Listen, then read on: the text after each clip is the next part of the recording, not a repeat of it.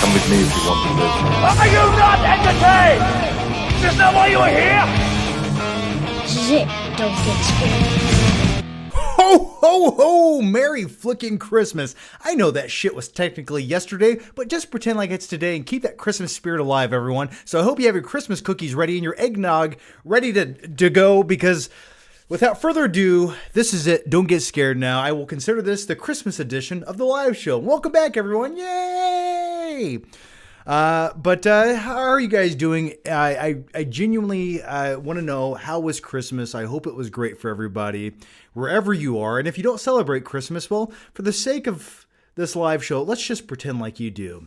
But yeah, Christmas, it's slowly but surely just becoming another day of the year. And I know what you're thinking, John, where's your Christmas spirit? I don't know. It's probably with my maxed out credit card in the other room. You know, the magic and the luster of the childlike wonderment of Christmas is just every year slowly trickles away. And it's just, I don't know if it's because I'm getting more poor or further in debt, or I'm just becoming an old man and I'm bitter. But either way, I still latch on to the twinkling lights and the Christmas ornaments, and don't get me wrong, this holiday season I watched Hook, I watched Home Alone 1 and 2, and yes, I did watch Home Alone 2 just the other night, on Christmas night to be exact, and you know, I've said this once and I'll say it again, guys. The pigeon lady is fucking disgusting. She's utterly disgusting. My best recommendation to you and your family, if you want to watch a Christmas holiday film for just the sake of entertainment, just do not eat at least 2 hours prior to watching Home Alone 2, because witnessing the pigeon lady covered in pigeon shit, just hugging Kevin McAllister at the end of the film, just makes me shiver. Ugh. Ugh. Just thinking about it gives me acid reflux. Just a disgusting human being. So anyway, but other than that, it's a great holiday film. Just, you can't look at her too long. Just gross, man. Just, as Kevin says the first time he sees her, sick. Just, that was the most genuine response I've ever seen in a film to anything. So anyway, how are you guys doing? All right. We got S Villain in here. Hello, John. How's it going, buddy? Carter Lovejoy in here. He says, oh, you're talking about Rudy for some reason. We got Josh Rivera. We got Dan. We got Iron Wolf. We got Christopher. We got Carlos. Thanks for joining me, guys. Let's talk about movies or whatever you guys want to talk about. And I will say this. Tonight, I have a delicious bourbon to wash the holiday season away. 2, make it 3. I ain't driving. All right.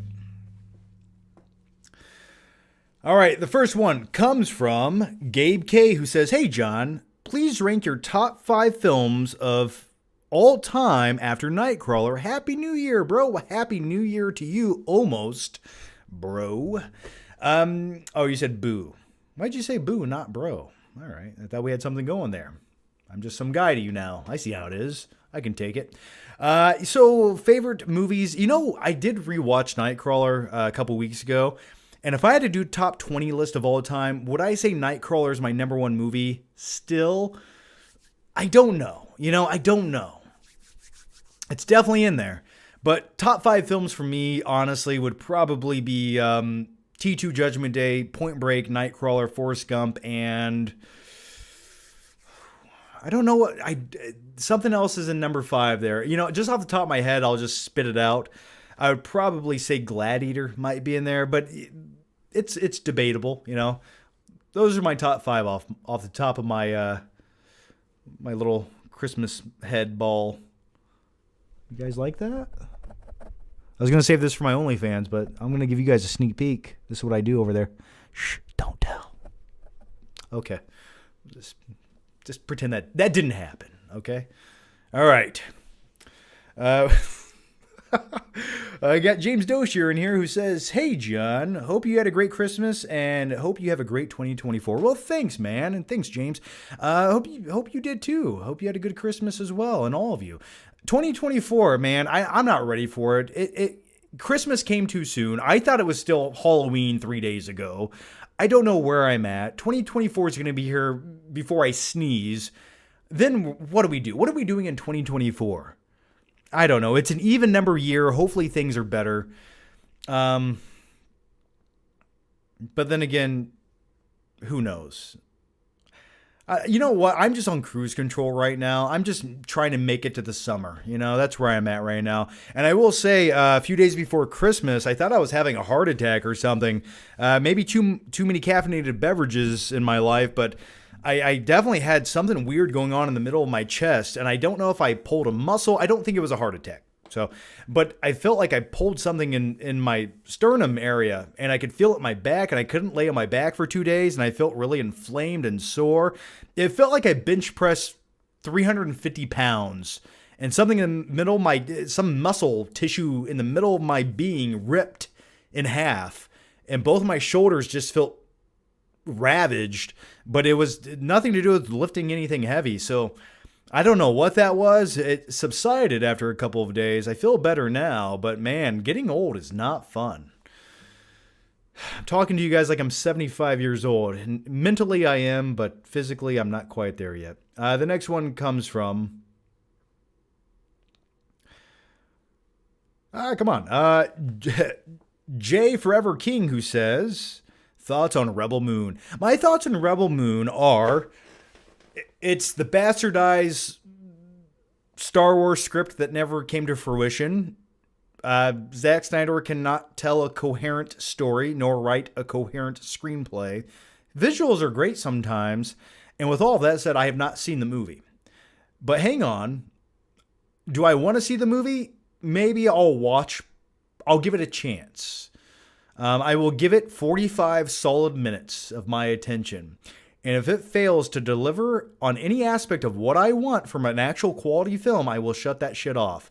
Because if the first 45 minutes of your film aren't good, it doesn't matter how good the remainder of it is, the first 45 minutes of your movie suck. I'm sorry, you failed to captivate me, and you failed as a director and a storyteller. That is not my fault. That's on you. The blood is on your hands, Zack Snyder, I put a plural on his name. But I'll give it a chance. I just figured this holiday season I had better things to do than watch the newest Zack Snyder film that was shit out on Netflix. It's like, I've been there, I've done it. I was in the Christmas spirit, and I wanted to watch Home Alone movies. I wanted to watch real quality cinema. By the way, they could make such a dark, violent version of Home Alone if they really wanted to. The movie itself is already dark and violent. I mean, it's child neglect and child abuse, and it's two dudes breaking into people's houses that literally plotted to kill a small child for 3 days. They were plotting to kill this child. They could have just grabbed the goods from a few other houses, a few TVs, a few VCRs, some trinkets, whatever they wanted. But no, they needed to plot and murder this 9-year-old boy for the sake of doing it. It's a dark, decrepit movie, and I think that's why I secretly have always loved it and latched onto it. Let's go to the next question. Joel Nelson says, have you seen the show Lucifer? I have not. I've not seen it. But thanks for the question, man. Better Call Maul says, Daddy Flick.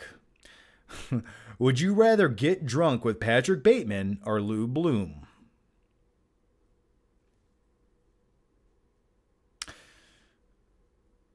Probably Lou Bloom. I would like to have a few drinks with Patrick Bateman. But I just don't think I'm good enough for him. But Lou Bloom, I think we can almost sit down and come up with a business strategy, and I would like to work for that guy. That is a man I would like to work for. You want me to run the second van, Lou Bloom? I will do what it takes to get the shot, sir. Study hands? You don't need to say that to me. I already got them. I was born with them. So probably Lou Bloom. Maybe if we go to a nice Mexican restaurant, you know.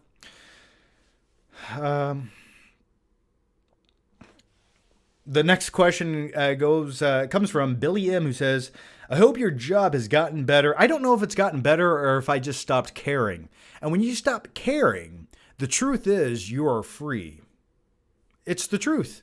I simply stopped caring. I didn't say I stopped doing my job. No, I did not say that. I just don't care as much. I pushed a button and now I'm on cruise control. I'm just gliding on cruise control. That's where I'm at right now. Do I want to come back to YouTube a bit more? Yes, I do. I feel like there's no reason I can't review the bigger movies and do live shows and maybe crap out a weird video every once in a while for you guys. But yeah, I'm simply just going through the motions with my current job. There's a lot of ups and a lot of downs, a lot of what have yous. But the important thing to know is there's a beverage here, man. And the second part of where's that at? Come on. Oh, the second part of that question was, this place makes... Okay, sorry. John, you are incompetent and you cannot read. The second part of this question was, this place makes me want to take a nice warm bubble bath and pull the radio in the tub and put the radio in the tub with me. Did you mean that in like a literal sense? Like put a toaster in the bathtub with you? As you listen to my soothing voice, and maybe it's the last thing you ever listen to if you purposely electrocute yourself in the bathtub. I think you'll be okay, though. But either way, thank you for that. And if you just want to take a bath listening to the live show, hey, I appreciate that, too. Make sure it's a bubble bath. Make it a little bit... Make it sensual. Mildly erotic. Put a couple bubbles on your nipples. Just... Let's go to the next question. It's getting weird. It's already been weird, but let's just continue. The next one comes from Lonzo Ball, who says, hey, John, thoughts on Val Kilmer's swollen elbow? I do not want to talk about that pus-induced thing that needed drained on the set of Heat, but still they said, screw that. We got to film a scene, baby. If you don't know what I'm talking about, go watch Heat. But yeah, that thing's juicy, man. You could pop that and suck that all out and be like muscle milk. The next one comes from Carter Lovejoy, who says, What movie do you hope gets 4Ks in 2024? What movies? Maybe Nightcrawler. I'm sure there's a ton of other movies sitting on the back burner that could definitely utilize a 4K release. But really, to be completely honest with you, I think the majority of all my favorite movies have a 4K release at this point. So I don't have any complaints. Does Home Alone 2 have a 4K release? I'm not sure. Maybe I own it if it does. I know I own the first Home Alone on 4K. The next one comes from... James Doshier says, did you watch Aquaman 2? I'm not surprised the reaction it has gotten. I felt I was the only one that thought the first one was terrible. The first one at least tried to be like an epic comic book movie. And I think now is the time we take a moment and we all talk about Aquaman 2.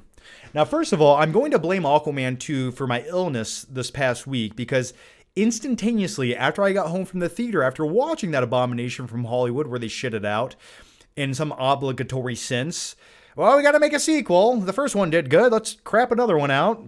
So I instantly felt bad after I watched that movie.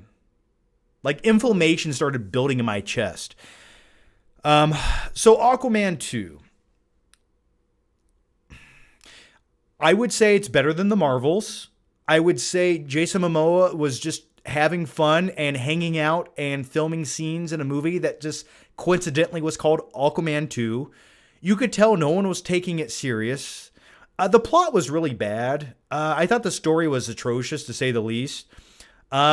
I liked how the midsection of the film became like a buddy hangout team up movie, which I thought, okay, that's fine. You know, it's a little more lowbrow. They're not going for this big spectacle in every scene of the movie. It felt like the budget was smaller than the first movie, and it's probably not, just because that's how Hollywood is. They spend $800 million on making any movie now.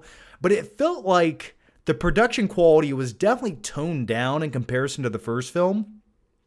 Just some of the shots and the lighting and some of the sets, it looked like a musical. Like there was a sequence where they're in this environment where there's this green hair lighting. It literally looked like green lighting back there just shining on their heads. And I'm like, did they film this in someone's basement? And then you had the villain of the film, Manta or whatever his name is. And he was just such a secondary afterthought. And then the main villain was like some devil guy who looked like he was a special effect from 1998. And you could tell that they were trying to go with like that same tone and meta humor that worked in something like Thor Ragnarok, where Loki and Thor team up at one point, sort of like the odd couple relationship, and they make it a little kooky and wacky. I get what they were going for. And I think there were slivers within the film that worked with that tone, but everything else is just this chaotic, chopped together mess, and you could just tell no one gave a shit, and they're like, this is the last fucking movie in this universe. Just shit something out. Kids will come see it. It doesn't matter. That's kind of what it felt like. It's like the obligation movie. But I will say it was better than the last few Marvel movies I've seen, if that says anything, just because I'd rather watch Jason Momoa swim in the ocean and talk to fish. But then again, in all fairness, with how meta and over the top this film was, sorry, I'm giving you my thoughts as they just occur to me because I have not thought about this movie since seeing it in the theater. It sort of feels like it was very subdued. It almost felt like the made for TV version of an Aquaman movie at times. Because in the first film, you have this big battle sequence. People are riding sharks. And then the ending to this film was just like, honestly, I'm not even trying to be funny. I don't remember how this movie ended. That's how forgettable it was. So those are my thoughts on Aquaman 2. It'll probably hit streaming in 3 weeks. And if you see it, you see it. If you don't, you don't. The first one felt like a masterpiece compared to this one.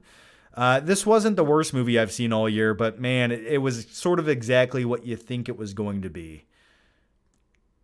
It was almost like a comedy movie more than a superhero action blockbuster movie. Those are my thoughts. All right. The next one comes from Non-Fat Matt, who says, watched Christmas Story with my wife for the first time, and she gave it a 5 out of 10. What? Let's get back to the question. But I said it was because of her parents' tiny TV setup. I converted her to be a home theater enthusiast, but do you really need a big-time setup to watch A Christmas Story?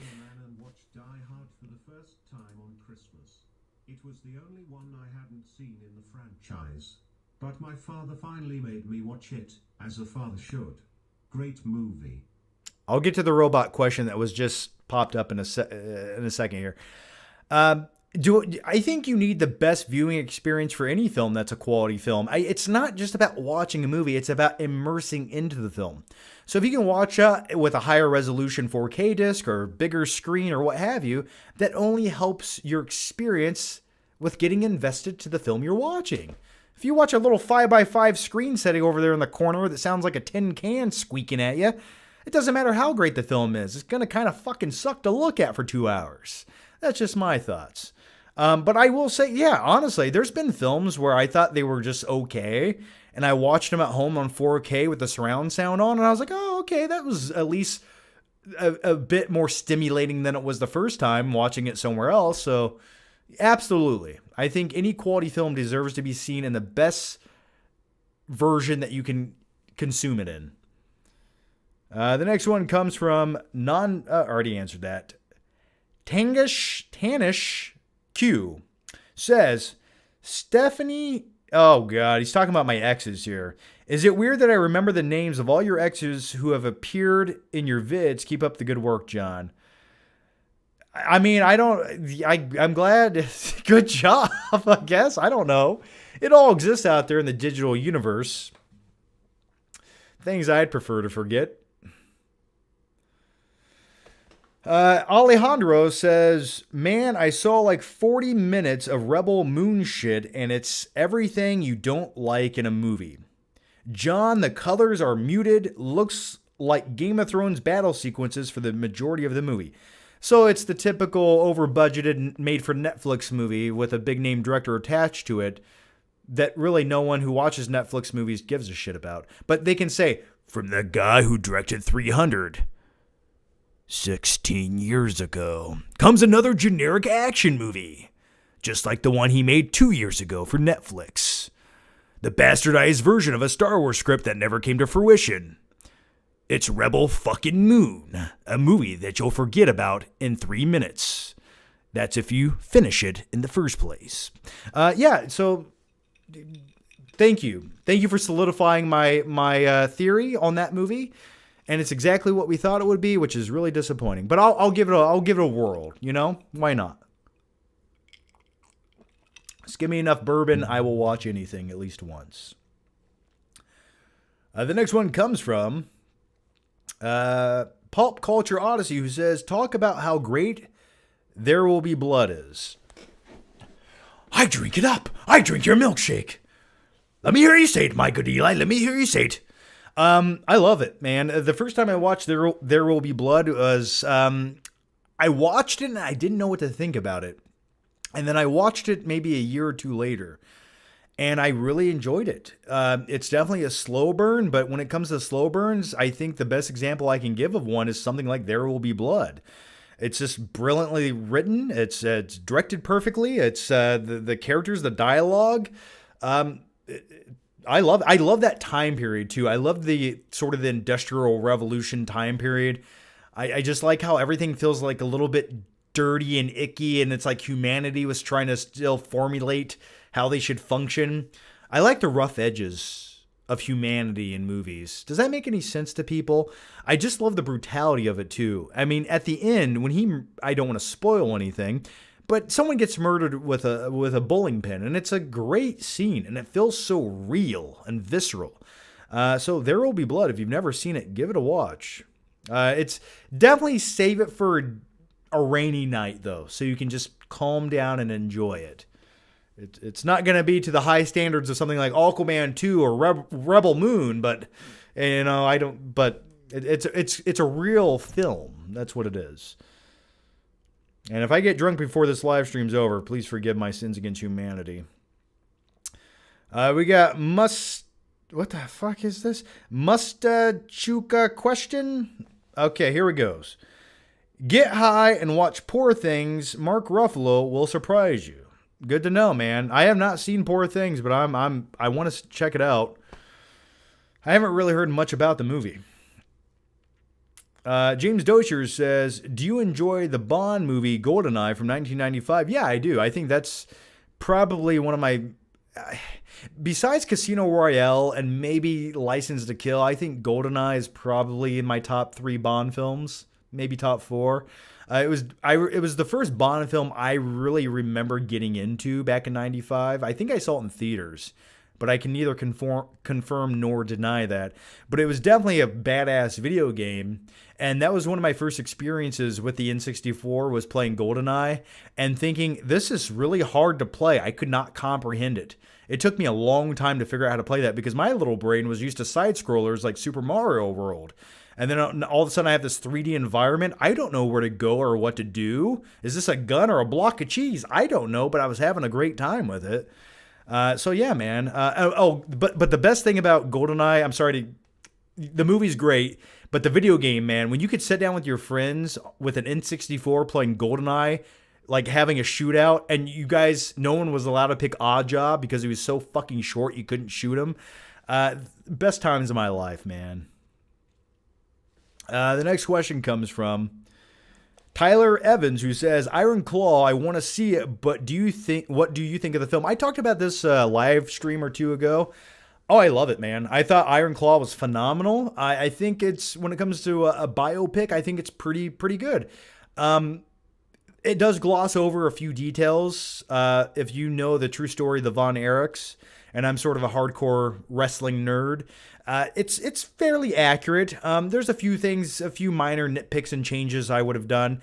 Like, for example, it's only like a 2-minute scene, but the guy who plays Ric Flair, I was like, that was really the best Ric Flair impersonator you could find. Okay.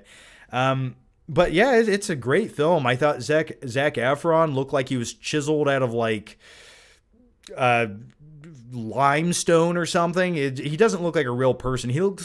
Zac Efron looks like he's wearing a muscle suit molded out of like hard plastics and bologna. Like, it's kind of soft to the touch, but it doesn't look quite human. You know what I mean? But he was great in the role. I thought the supporting cast was great. I really don't have many negatives with it. It was exactly sort of what I wanted it to be. And if you're not a hardcore wrestling fan, I think you'll still enjoy the family drama of the movie. And I would say, beside The Wrestler with Mickey Rourke, I would say Iron Claw is probably like in the top 2 wrestling movies ever made. So yeah, definitely check it out. I highly recommend it. And it just maybe be my favorite movie of the year. I really can't think of anything else this year that really I loved watching every second of it. But it's definitely in the top 2 movies of the year. So, you know, I'd say it's number 1. I'd say it's probably number 1 at this point. So yeah, that's my recommendation. Go watch it. Kirk Holick says, what is your top movie of the year? Well, Kirk, we just answered that one. Mine is definitely The Holdovers. Also, what do you think about Batman Part 2 leaks? I like Robin, but they could have picked a better villain than Hush. Are those leaks confirmed? Have those been confirmed? I don't keep up on the speculation and movie news rumor sites too much these days, but I could see Hush being a okay villain. I don't think Hush should be the main villain. It just sort of feels like, I don't know, a bit underwhelming to me. I think there's more you can do with another Batman villain. I know a lot of people love Hush. I get the appeal, but for me, it's just, he's kind of like a secondary villain, in my opinion. I didn't hear about Robin being in the movie whatsoever. I could see Batman having a helper, especially this very grounded, realistic version of Batman, where having a sidekick to kind of help you out would be useful. And maybe they'll do the same thing Nolan did with The Dark Knight Rises, where, yeah, he's kind of Robin, but he's not really Robin just yet. You know, it's some dude kind of helping out. I could see that happening. Do I need a Robin? No, I don't think. I think having like a secondary character to help Batman out is great, but if we just do that for the sake of having Robin in the movie, I don't know. I like solo Batman. That's just my personal preference. And The Holdovers, yeah, I really enjoyed The Holdovers. That's definitely in my top 10 of the year. Quite enjoyed it. It definitely felt like a nice throwback to like a simple early 1980s movie. And that's exactly what they were going for with the movie. They even utilized the film grain, the opening title credit sequences. Just kind of the vibe of the movie was a nice early 80s movie. It reminded me of something that I would have grown up watching, that my parents recorded on like a beta tape when they used to record every movie that came on HBO, and then they'd record it off TV and put it in a shoebox, and I just randomly watch it, and it felt like one of those movies, like one of those nice little hidden gems from the early 80s. So I loved it. The next one comes from Seth Hall, who says, I finally became a man and watched Die Hard for the first time on Christmas. It was the only one I hadn't seen in the franchise. What? But my father finally made me watch it, as a father should. Great movie. Well, glad you enjoyed it, man. Definitely a good Christmas time movie for you. And thanks for the super chat, Seth. That's weird that you never watched Die Hard. That's so fucking weird to me. But hey, I'll stand by this. This is a hill I will die on until, well, the day I die on a hill. Hopefully I don't die on a hill. I hope to die in a hot tub like Matthew Perry. Hey, no offense to him. I'm just saying that's nice, relaxing place. If you go out, that's fine. Don't churn it. I was saying it was a nice, bubbly place that's warm. That's all I'm saying. It's better than dying cold and alone on a hill. That's all I'm saying. Anyway, what was I talking about? Matthew Perry, and then dying on a hill, and then what was it? Oh, yes, Die Hard. There we go. I still stand by Die Hard 3. Die Hard with a Vengeance is my favorite. So, okay. The next one comes from Landon Lee, who says, out of all the places you lived, which state had the best food? Man, I would say Columbus or Alabama. Columbus, Ohio or Alabama, because both cities had a lot of variety when it came to restaurants, and they were all very convenient, and it just had a wide array of stuff, like good Mexican food. They had like a really good burger place. There was like a place called BB Bop in Columbus that was really cool. It's kind of like an Asian version of Chipotle, I guess you could say, but really good stuff. So I would say those are my top two cities for food. And thanks for the question, Landon. Joel Nilsson says, do you think Sylvester Stallone will be in Creed 4? I have no clue what's going on with Creed 4 movies. I thought Creed 3 was like the most forgettable thing I've ever seen. I honestly, halfway through the movie, I was like, why was this made? Creed 4, I hope he comes back. I know there were some creative differences with Stallone in the Creed franchise. Excuse me. I mean, I think Creed movies need Stallone. I think he elevates those movies. And I think Michael B. Jordan, he's really good, but I think you need Rocky in those movies. I truly do. But yeah, Creed 3, man. Oh my God. I just remember, Jonathan Majors at one point, he's just some fucking bum that lives in an apartment who just got out of prison. He's cleaning his fucking socks in a sink. He's got $2 to his name. Doesn't even have a fucking toothbrush. He's eating fucking raw potatoes. And then all of a sudden he wins one fight. And then in the next scene, he's on a beach and he has like 87 henchmen around him. And he's just sitting there like he's a millionaire petting a bald cat like a James Bond villain. And he's like, this is my town now, playa. And it's like, what the fuck? How did you find all these people on like Craigslist? Like, where did you find all these friends overnight, man? And you're just sitting on a beach somewhere? What the fuck is this junk? It just felt like a movie written by children. I don't know. It's so bad. All right, the next one comes from Joel Nilsson, who says, do you think Sylvester... Oh, we already answered that. A Splice of Pie says... Who would you say Lethal Weapon... Okay. Would you say Lethal Weapon 1 or... Okay, when it sounds like I'm dyslexic and I cannot read, it's because the questions are very scrunched together and people take out words that I need. Would you say Lethal Weapon 1 is a Christmas movie? Was missing there, so it threw my brain off. I promise you, I'm not as stupid as I look. Yes, I am. Would I say every Shane Black movie is a Christmas movie because he sets every movie around Christmas, though they don't really do anything for Christmas in his movies set around Christmas? No, I would not say it's a Christmas movie. I will only give that honor to Batman Returns and Die Hard.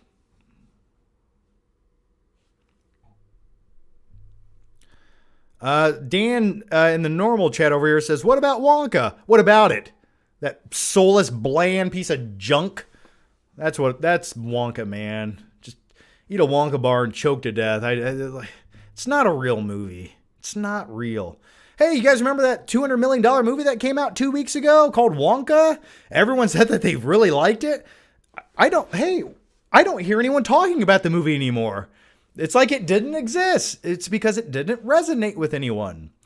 But the original will, and it has for 50 years, and it will for another 50 years. I didn't like the first Wonka movie, man. I don't want to be negative. People always say I'm negative. I just say I'm realistic. I'm a realist. And the reality is, it wasn't a good movie. But if you liked it, that's cool. Hey, I get it. There's a lot of there's a few musicals I really enjoy, but the new Wonka just is not one of them. You know what I was thinking when I was watching the Aquaman 2? I was thinking to myself, they should have just made this into a musical. What did they have to lose?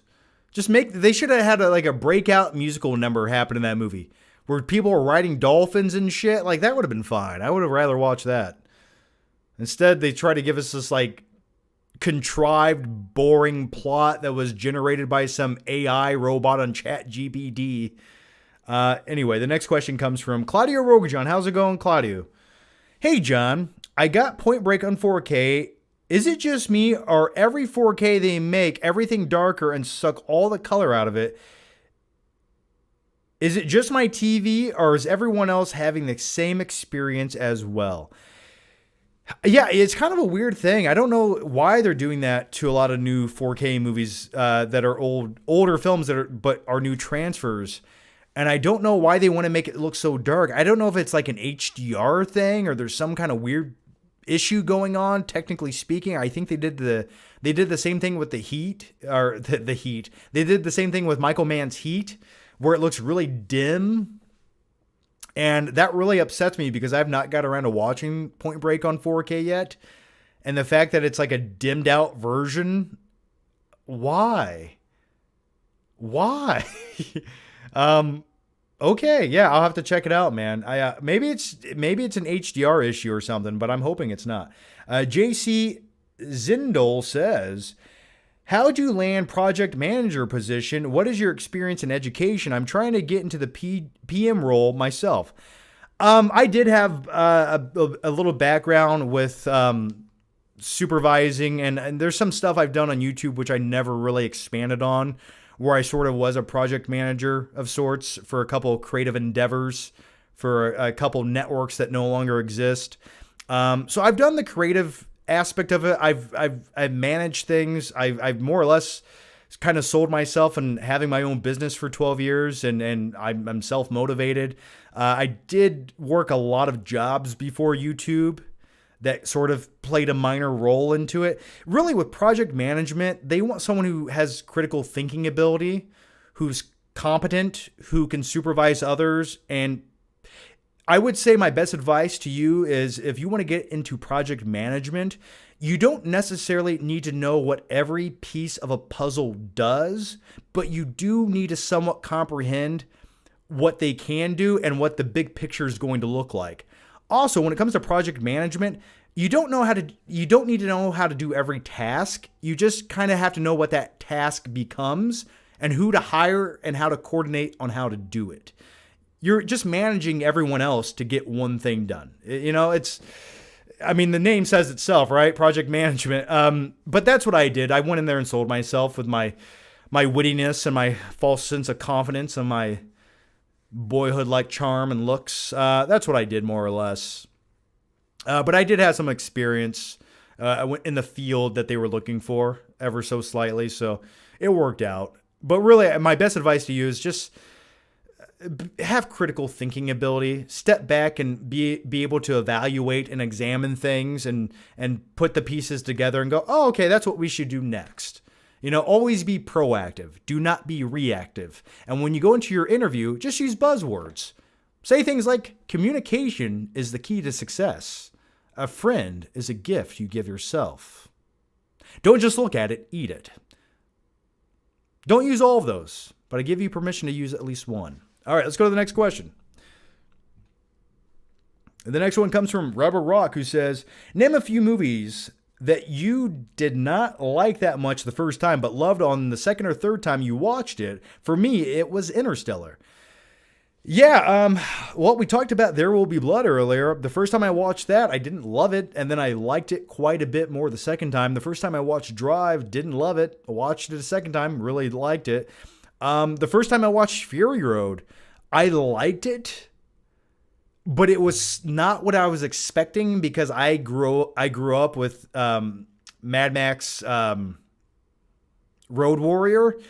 So Fury Road to me was so different. It took me a couple viewings to let it resonate. Those are a few. I remember the first time I watched The Dark Knight, and I was the hugest Batman Begins fan. And I watched The Dark Knight, and it was tonally different than Batman Begins. Gotham City wasn't this weird underground city where the Narrows existed. Because in The Dark Knight, hey, fuck the Narrows. I don't know what that is. Here's Chicago, everybody. And it took me a second to like go, oh, okay. It just struck me a little odd the first time I watched it. So obviously The Dark Knight's a movie that took a couple viewings for me to really realize everything I enjoyed about it. So those are a couple.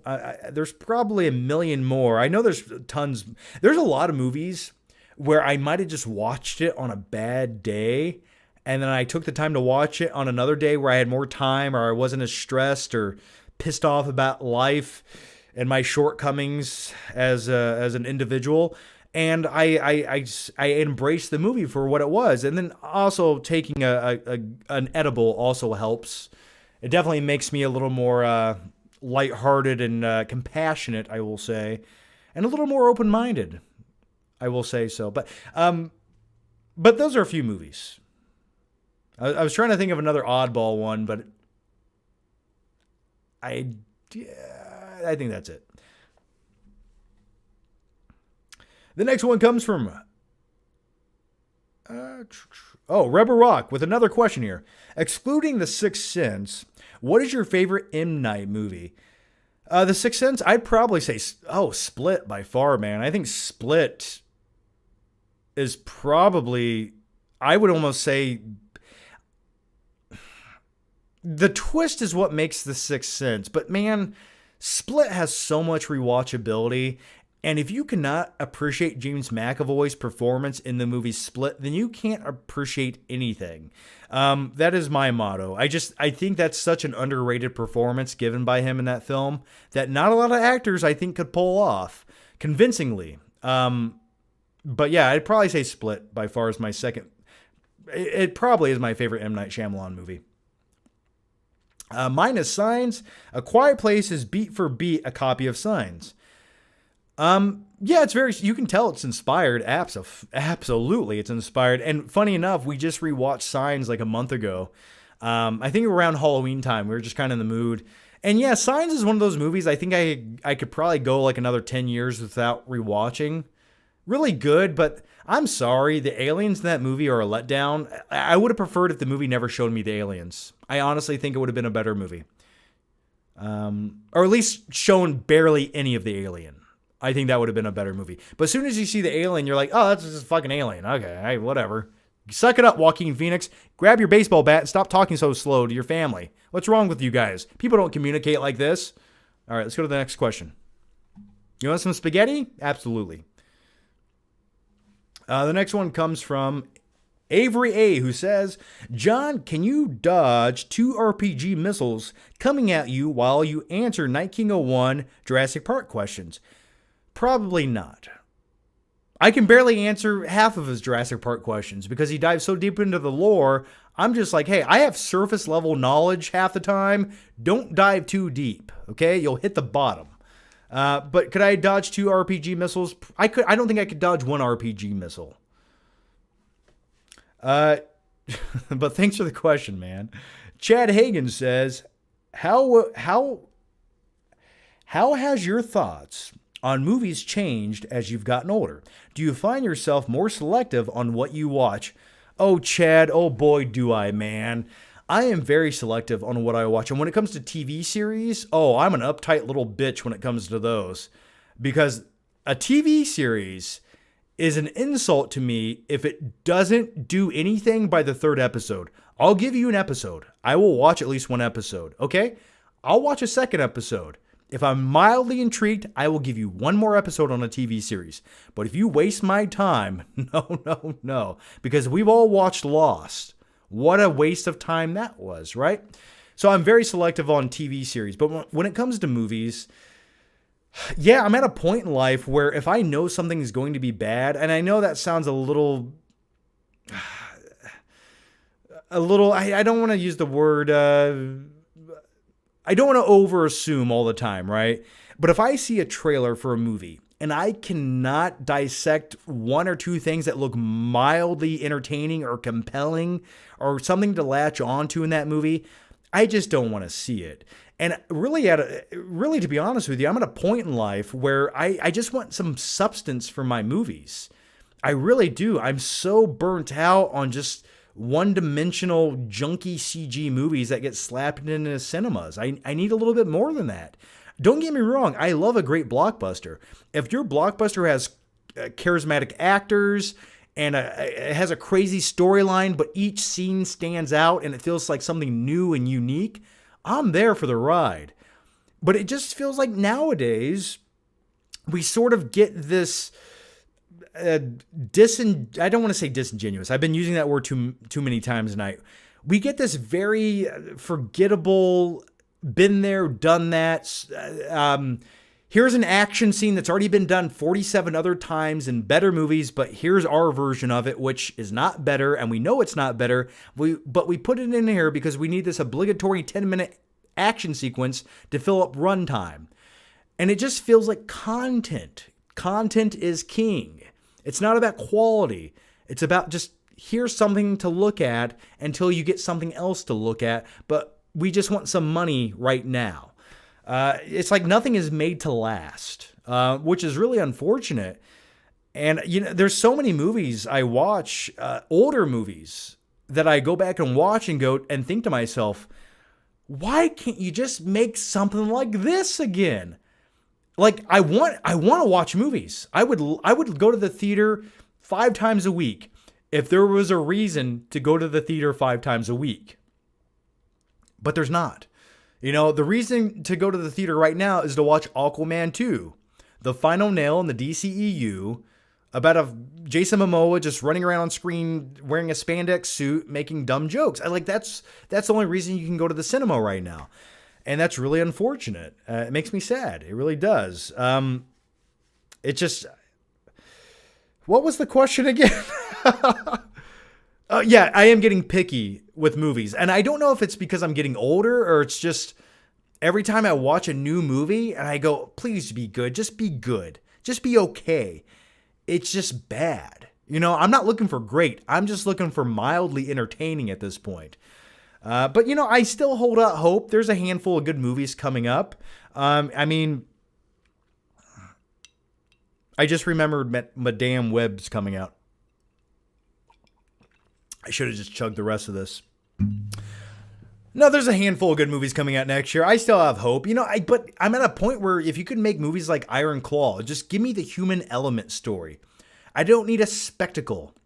I just need to see people doing things that are mildly interesting and make me give a shit about them. And sure, ripped Zac Efron, who took way too much human growth hormone and some tests and Trenbolone and, probably had a crazy diet for 12 months. And then, but those are interesting things to look at. Like for example, like Iron Claw, the reason that movie was so captivating was, like, you look at Zac Efron, man, you look at his physique, and it's like, this guy got prepared for this movie. He gave a shit. He was dedicated to this. And that made me want to watch the movie. It's like he took it serious. So let's go to the next question. I think I answered your question in a weird roundabout way there, did I not? By the way, thanks to all 341 of you guys watching right now. Late Merry Christmas to all of you. And I just want to let you guys know, I was going to make a joke about stuffing your stockings, but that's not appropriate. But if you want me to. All right, the next one comes from... Oh, God. All right, this... some good questions coming up. Okay. Rubber Rock says, excluding your speech impediment because you've been drinking too much today, what's your top 3 Nolan movies? Excluding the Dark Knight trilogy, shit, man, you gotta go with, I'm gonna go Inception. I'm gonna go with, The Prestige, obviously. I'd say The Prestige is my favorite. I'm gonna put Inception in there, though I don't love that movie as much as I did 10 years ago. That's, you know what a great question would be? John, not 3 movies that you watched the first time and then grew to love. John, what are 3 movies that you watched that you loved and then grew to kind of not love anymore? But I'd still put Inception in there. And then there are things about Interstellar I really enjoy, but I hate everything with the adults that take place on Earth. So what's another Nolan movie I could say here? I know some people are going to say Oppenheimer. The truth is, I don't think Oppenheimer has any rewatchability. I don't. And now listen, I have not rewatched it, and I liked the movie. I thought it's definitely in my top 10 of the year, absolutely in there. But man, that thing does not have a lot of rewatchability. I just putting that out there. So I would say The Prestige, Inception, and probably Interstellar, just because I can appreciate the spectacle, and I love everything in space in Interstellar. I love every scene in space. And speaking of Matthew McConaughey, I've been rewatching True Detective Season 1. That's the only season you should watch. And man, I forgot how fucking crazy that show was. Oh man, Rosario Daddario, what's her name? Anyway, man, Matthew McConaughey and Woody Harrelson. God, if you've never seen True Detective, go back and rewatch it. It's so much more brutal than I remember it being. Just don't watch season 2. The next one comes from 10 Girlfriends says, you ever seen the sci-fi movie Coherence? Coherence. I'll look it up, man. Let me see. Coherence came out in 2014. 8 friends at a dinner party experience a troubling chain of events due to a malevolent, oh my God, I'm drunk. Malevolent influence of a passing comet. I don't know. I don't think I've seen this. That reminded me of that other movie that came out like 10 years ago where there's like another moon. What was that? I don't remember what that was. No, Coherence sounds interesting. It definitely sounds like a cool movie. Alexandria Daddario. Yes, there you go. Thank you for that, guys. You perverts. Thank you for coming to the rescue. You knew her name. All right. I'm going to check your internet browser history later.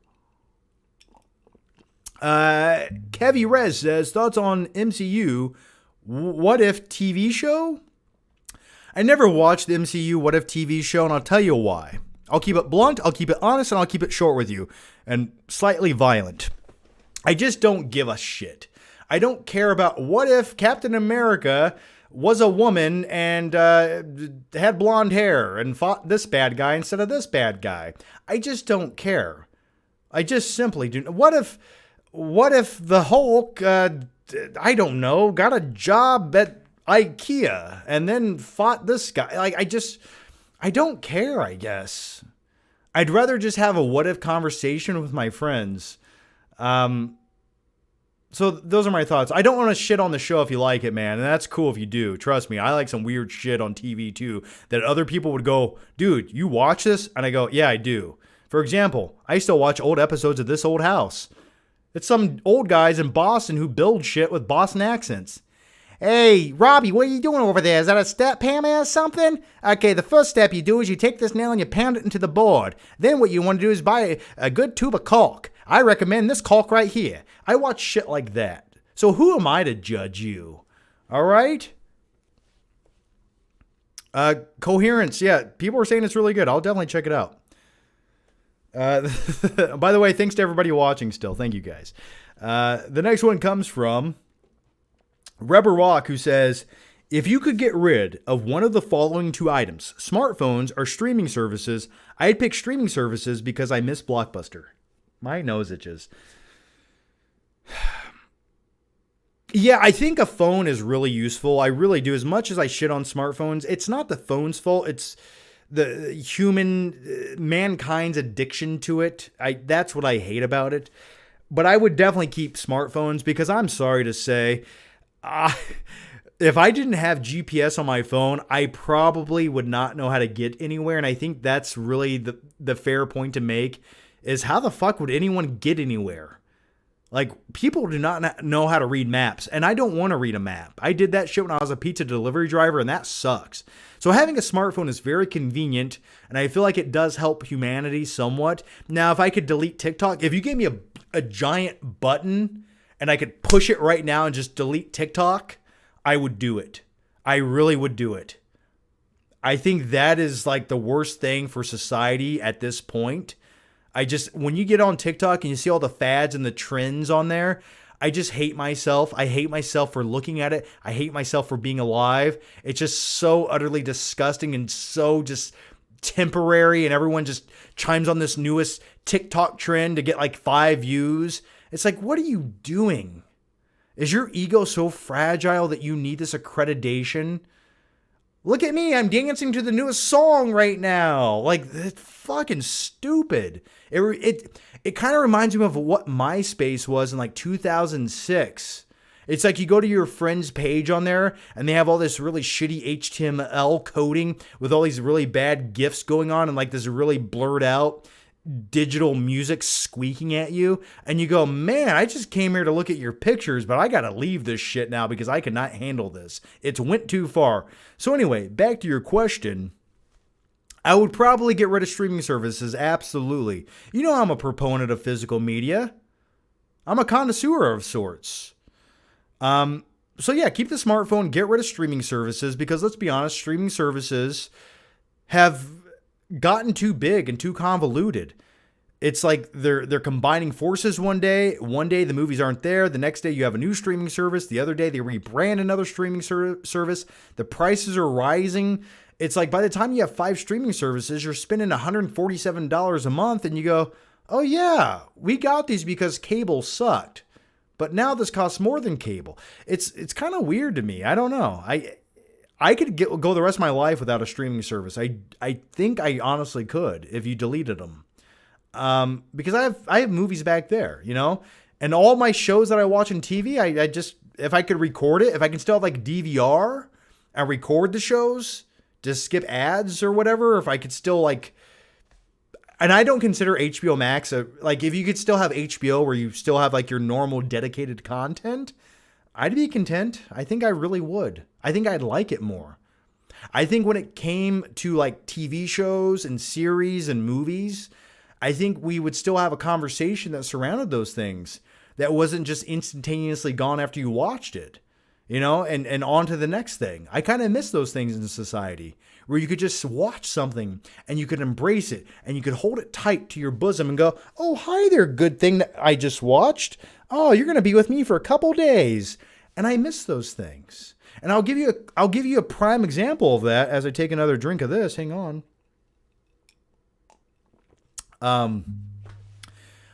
My favorite thing that Netflix does with Stranger Things is they do not release the season finale along with the prior episodes in the season.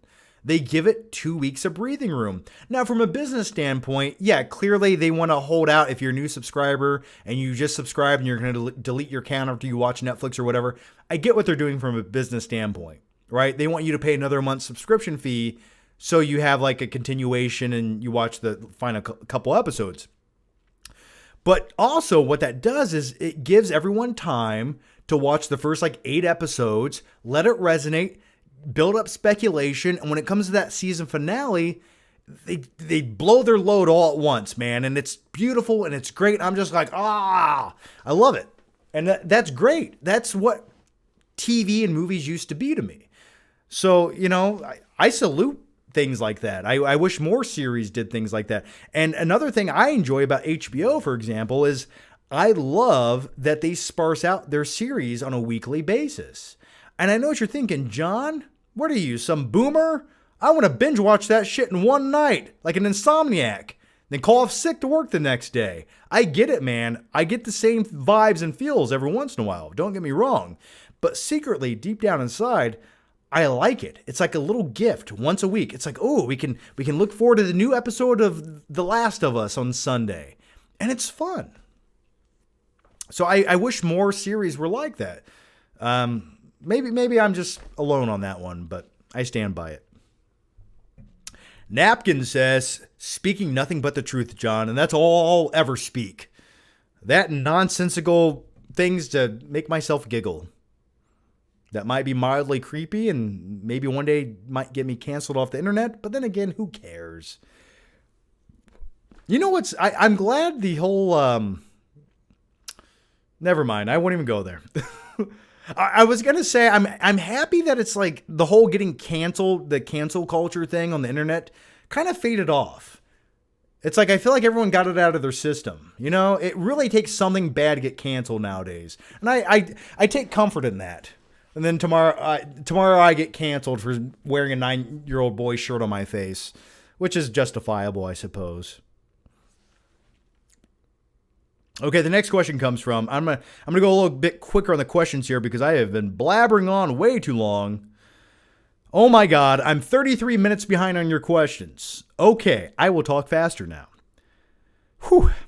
Which do you think is worse, Suicide Squad 2016 or Thor: Love and Thunder? Thor: Love and Thunder. I do. I think it's worse. It's just worse. It really is. At least Suicide Squad has Margot Robbie. There you go. Kevy Rez says, how would you rank this year's comic book films? Guardians of the Galaxy was fine. I thought it was pretty good, actually. I can't recall anything else that came out this year that was good. That was bad. That was bad. The Marvels was atrocious. Was there another good comic book movie I missed? I would just go Guardians 3, right? Was there something else? I can't think of anything else that was good this year. So that would be mine. It was a really bad year for comic book movies. It was just some of the movies they released. I just questioned what they were thinking in the first place. Like, did you think this was going to be good? Like, this would be your next billion-dollar franchise? I don't know how anyone that worked at a studio would say that about any of the films. I really don't. Oh, Across the Spider-Verse. Yeah, I would say Across the Spider-Verse. There you go. That and Guardians 3. What's your action name, John? Johnny Flexter. That's my action name. The next one comes from Clark Ingleton, who says, thoughts on Christmas in general. I was just talking about that earlier today with a friend. You know, for me, I like the build up to Christmas. Don't get me wrong. I like the lights. I like the trees. I like watching Home Alone and all that fun stuff and eating Christmas cookies. But man, oh man, the day... Okay, I'll say it like this. I'm over buying people shit that they don't want and do not need. And I will say the same thing to everyone else in my life, and I have. You don't have to buy me anything. I'm an adult. If there's something I really want, I will buy it myself. And I do. Because if I want something, I'm an adult. I make money. I'll go buy it. I'm not waiting 12 months and you know, hoping to make the good list from Santa Claus. I don't give a shit. Okay? I bought it myself. I just don't want to have to buy you anything, and you don't have to buy me anything. I love you, and you love me. Let's watch Home Alone together. And that's sort of where I'm at with Christmas. Like me and my fiance, we just exchanged some gift cards this year, and we put them in each other's stockings.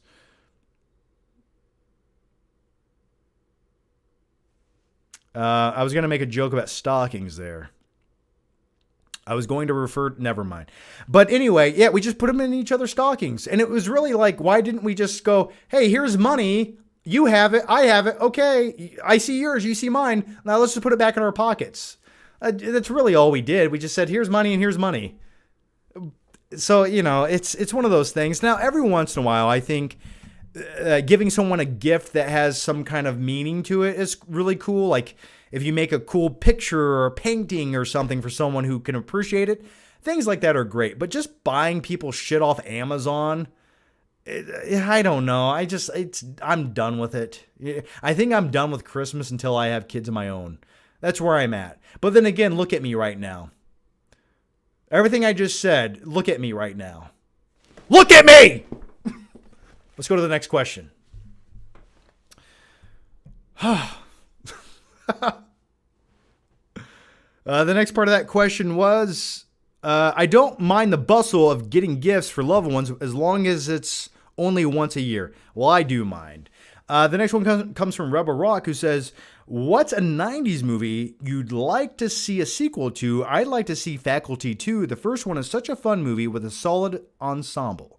Fair enough, man. The Faculty's a nice little horror film that I think you could make another version of that for like 30, 40, maybe, I think 40 million.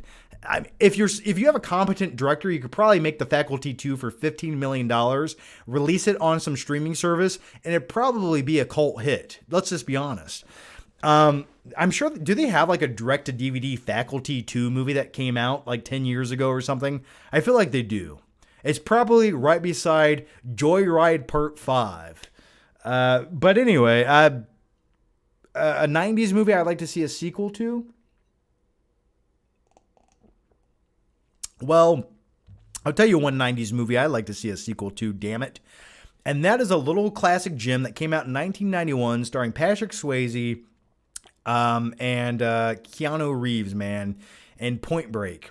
Now, I'll give you a quick backstory. For many years in Hollywood, there was actually a script floating around that it wasn't going to be a direct sequel to Point Break, but it was going to be another incarnation of it. And I think it was called Heat Seekers. And it was about a group of dudes who would pull off heist, but they would actually like jump out of buildings and shit and do the whole wingsuit thing. And it sounded really cool. And then we got some weird, junky, bastardized version of that back in 2015. But I'm thinking of trying to think of another 90s movie I'd like to see a sequel to. How about Face Off? Aren't they making a remake of that? I guess no, there is not. I'm trying to think, there's 80s movies I'd like to see sequels to, but I can't pinpoint a 90s movie right off the top of my head I'd like to see a sequel to. All right, the next one comes from Rebel Rock, who says, since Patrick Bateman was around in the 80s, what do you think he's up to today? Oh, man, he's probably some rich suburban dude who owns a tech company.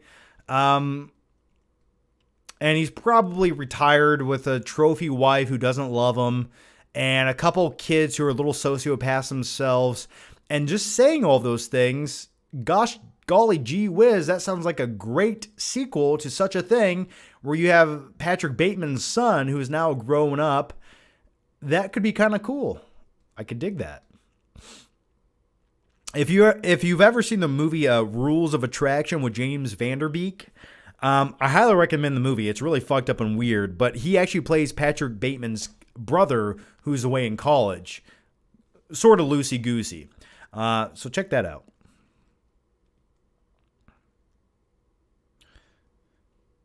The next part of Rebel Rock's question was, I just introduced that movie to my girlfriend's little sister and she loved it. Don't just stare at it, eat it.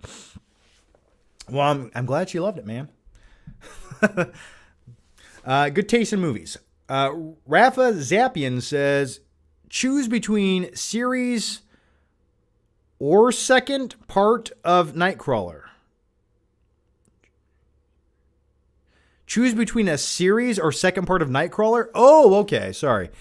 Man, I'd probably take a Nightcrawler series. If I knew Jake Gyllenhaal was coming back, oh, absolutely. I would take the series. Because I think that would just give more time for like characters to get all those little nuances in and have a lot of weird scenes and not feel rushed by the runtime. So I definitely take a series over a straight up 2-hour movie if I could have another continuation of Nightcrawler. Absolutely. Great question, man. Rubber Rock back again says, what is your favorite 90s teen movie? Mine is 10 Things I Hate About You or Can't Hardly Wait. Can't Hardly Wait was always one of my favorites. I never really loved 10 Things I Hate About You, but Can't Hardly Wait was good stuff, man. Favorite 90s teen movie, though? I'm going to go with American Pie. 1999 American Pie, man, that was the ultimate. And it still stands up to today. I still enjoy watching it. And that's one of those movies where you go, man, every scene is memorable. Like every sequence has something that stands out or has a line or has some gag in it. Or it has Nadia stripping in Jim's room as he records her on a webcam, which by today's standards, man, Jim would be canceled for life, would he not? But anyway, 1999, that was just cool. As long as you play Blink-182 music. But yeah, that's one of those movies that was just lightning in a bottle. Like they got every aspect of that movie right. So yeah. And it was unapologetic, which is what I really appreciate about it. The next one comes from Levi Ackerman, who says, has anyone asked you about Iron Claw? Yes, I did talk about that earlier. Said it's one of my favorite movies of the year, man. I do appreciate the super chat, but yeah, I love the movie. Zac Efron made me question my manhood. I will say that. Phenomenal movie. Loved it. A Splice of Pie says, Dolby or IMAX, have you watched a movie in 4DX? I watched a movie in every single format you can imagine.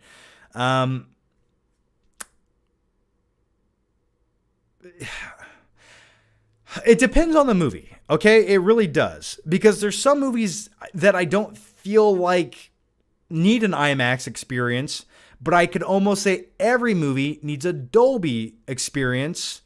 4DX is where they shake the seat and shit, right? Or is that another terminology for something else, some marketing ploy? I thought 4DX is where they...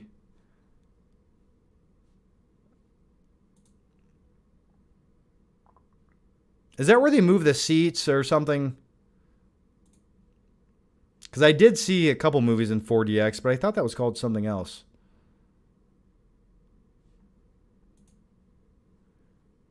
Yeah, they protect the clothing, rain. Yeah, they have like rain and shit. Yeah, I'm not a big fan of 4DX movies. I think after a while they get really annoying. Because here's the thing. It doesn't matter what movie I'm watching.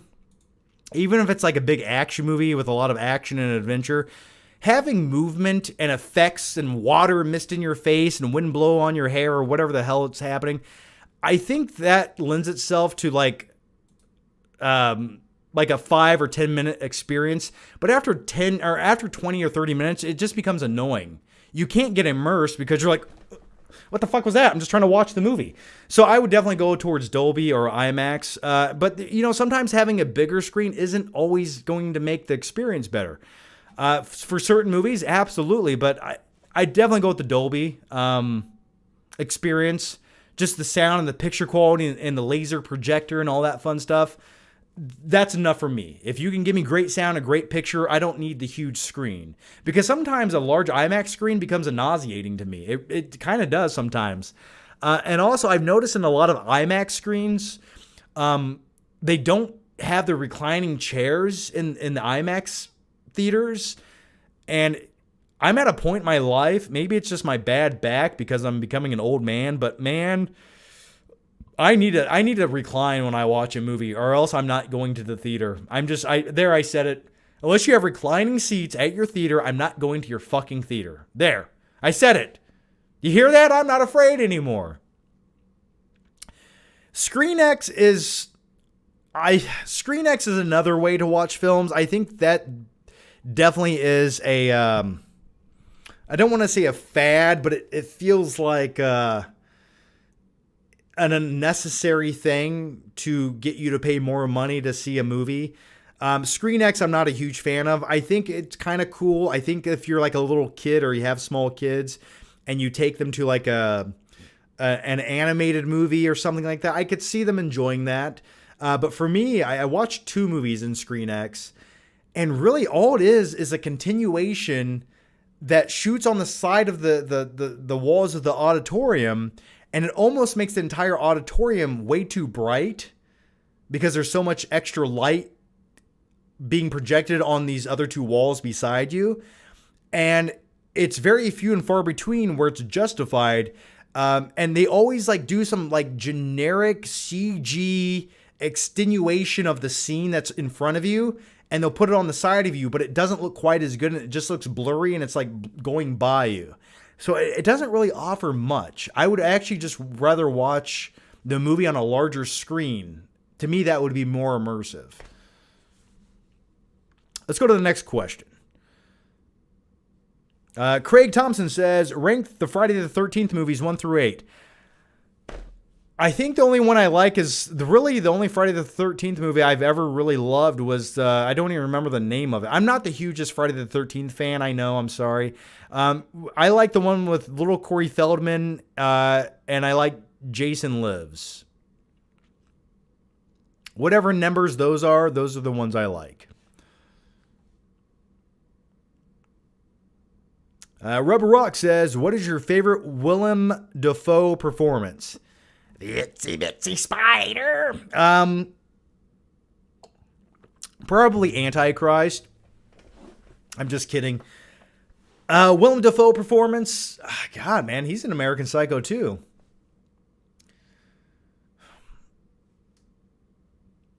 Oh man, God, he's been in so many movies, man. I mean,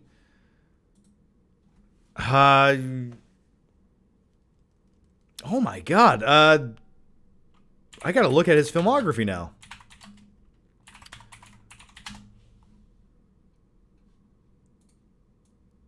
Willem Dafoe, come on. Let's see. He's been in a lot of movies. Yeah. I don't know. You know what? Just to give you my quick thought, I'm going to go his performance in the first Aquaman movie. So phenomenal. I'm kidding. I would probably say Platoon, honestly. Maybe Platoon. I'm sure there's another movie in there I'm not thinking of. But off the top of my head, I'd say Platoon. That was one of my first experiences watching Willem Dafoe in a movie. Yeah, I'll go with Platoon. Skywalker says, did I already miss your annual Pigeon Lady rant? I did give a short rant about the Pigeon Lady earlier. We will not talk about her again. But yes, you did miss it. Scroll back, and thanks for the question. Kyle says, now I gotta go rinse my mouth out with Listerine, but this will do. Kyle says, John, favorite Zemeckis movie if you cannot pick Back to the Future trilogy? Ooh, that's a good question, man. Zemeckis, I mean, probably Forrest Gump, right? Yeah, that easily Forrest Gump. There you go. And then Castaway. Easiest question of the night, man. Faisal Hades says, have you seen Dream Scenario with Nick Cage? He was nominated for a Golden Globe a couple weeks ago for his performance. I've heard very mixed things on that film. I have been meaning to watch it. I will watch it. I just have not watched it yet. But I'll get to it one day. I've heard it's like weird and doesn't pay off whatsoever. And of course, Nicolas Cage is weird and kooky as usual. But I'll watch it just for the Cage. John, have you seen 21 Grams? I have not. Is it good? What about Jason X? Probably one of the worst movies ever made. And literally just made so they could keep the rights to Jason, wasn't it? John Wick. Oh, yeah, John Wick came out this year. That's probably my top 10, too. The next one comes from Claudia Rogujon, who says, I'm surprised you didn't say Memento or Insomnia as one of your favorite Christopher Nolan films. Does everything before Batman Begins just not register with you that much? I don't think Insomnia is that good of a movie. I really don't. I know people say it is. I think it feels sort of like a generic thriller film that anyone could have directed. Memento has almost negative rewatchability for me. It's a great film. I think it's moving and great. Well, you have to understand, I didn't get into Nolan films until probably Batman Begins. And then I watched Memento after that. And I thought, yeah, that's a good movie. I get why that helped him start his career in Hollywood by all means, but I just don't love it. I think there's other films that I much prefer. I mean, what's the rewatch? Do you watch Memento? Like, which one would you rather watch more? Batman Begins or Memento on rewatch for the rest of your life? Ask yourself that question. So I guess they don't register that much. I just don't think they have a lot of rewatchability. The Eisenator says, can you compare life now to life in the 90s? What was so different and nostalgic? I know for a fact everything wasn't so political back then. Well, the thing is, back in the 90s, and I sound like such an old man, and I can't wait to tell my kids one day what life used to be like as they're staring at their phone, not paying attention to me. But anyway, I can't wait to get to that point because back in the 90s, and keep in mind, I was a kid in the 90s, right? I was a kid. So I would say, for all intent and purpose, being a kid in the 90s was phenomenal because I didn't have all the responsibilities I have as an adult in the 2000s, right? So back in the 90s, you could ride your bicycle around and play hide and seek all night and just get lost, go over to your friend's house. There wasn't this interconnected thing where people could text you all the time. You could get lost in the 90s. You could just disappear and no one could get a hold of you. I know that's a scary thought for society today, and that's why everyone's scared and weak and have constant panic attacks all the time and take volumes. But back in the 90s, you could do these things. You could just be by yourself. You could just even yourself out. You could use your imagination. You had to use critical thinking skills. And going back to the perspective of being a child in the 1990s, when you're playing a video game, you weren't watching some fucking 47-year-old guy on Twitch stream the game. No. You were sitting around with your friends, sitting Indian style in your best friend's basement named Chad, with Mighty Ducks 2 playing on one TV, and then playing Super Mario World on another TV, eating hot Cheetos. It was a phenomenal, glorious time in life. Oh, is that a Capri Sun? Fuck yeah, man. It was so beautiful. And then you got on your bike and rode down to your best friend's house or your other friend's house, and you didn't know if he was home because you couldn't text him. You couldn't get on Facebook, and you didn't want to call him because what if his mom picks up and she's kind of an asshole? So you had to ride your bike over there and hope he was home. And then what are you going to do next? I don't know. You can do whatever you want. My mom can't call me and tell me to come home. So that's just a little tidbit about the 90s. You could just be yourself without any repercussions of what social media would think about it. You know, most people that you encounter now are just influenced by other people on social media. It's like everyone feels like a stage version of themselves. Or at least that's how I feel about society. We're way too self-aware. And some people aren't self-aware enough.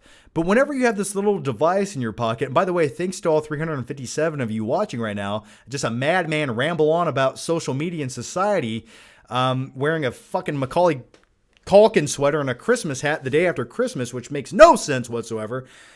But nowadays, you have this device in your pocket that you can just look at yourself, you can record yourself, everyone can record you, you make one mistake, it can ruin your life. But back in the 90s, you could make those mistakes and they wouldn't ruin your life. And you could learn from them and grow from them and be a better person. And that way, by the time social media did come around, you went, oh God, I'm glad that didn't exist 10 years ago. Or at least I know I am. Because if I was a kid and I had a smartphone and I had a TikTok account, oh my God, I think I would be in prison right now. I genuinely think I would. I did some weird stuff as a kid. And if I could have recorded that and just posted it to the internet when I was bored in my room at 2 o'clock in the morning, I don't know where I would be right now. But here I am, talking to you guys. So let's go to the next question. All right.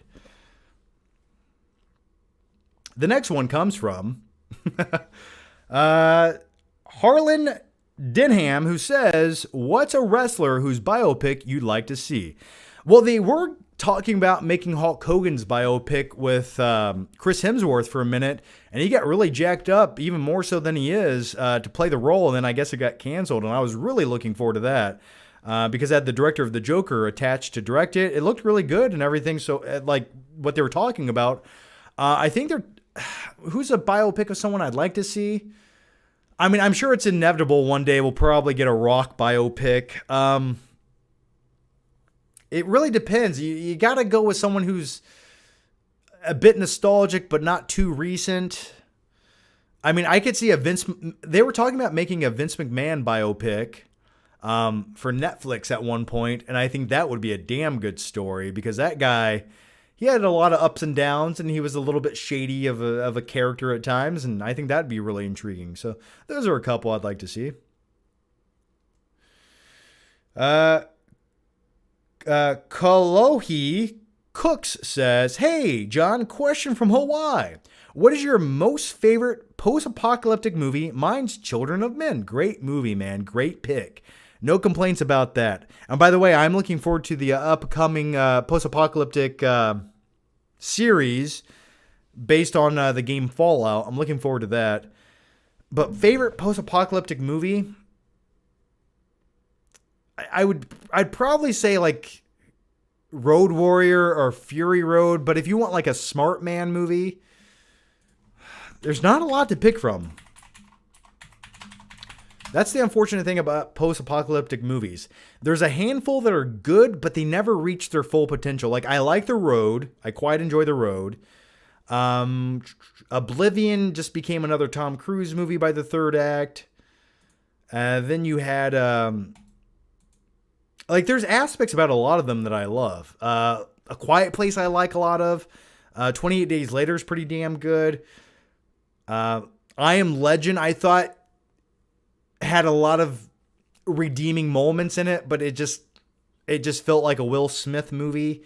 But the scene where he's like in the video store renting movies just to feel normal, I could see myself doing the exact same thing. Yeah, but that's the thing about the post-apocalyptic genre of movies. There's some good ones, but there's nothing that there's not enough where I could pick from and put it in like my top 20 movies of all time. And that's really unfortunate because when it comes to like a genre of films, that's like probably one of my favorites, and they just don't make enough of them anymore. And I wish they did. So that's my question for you guys. What is your favorite post-apocalyptic movie of all time? Let me know. All right, the next one comes from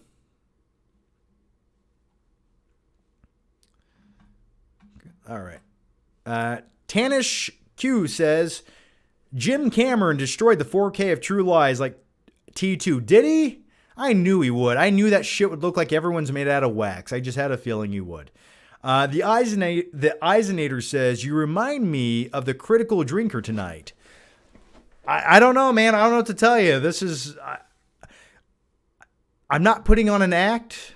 This is just who I am. So maybe the Critical Drinker is acting like me, considering I started YouTube first, and I wouldn't know who he was. So let's flip it that way.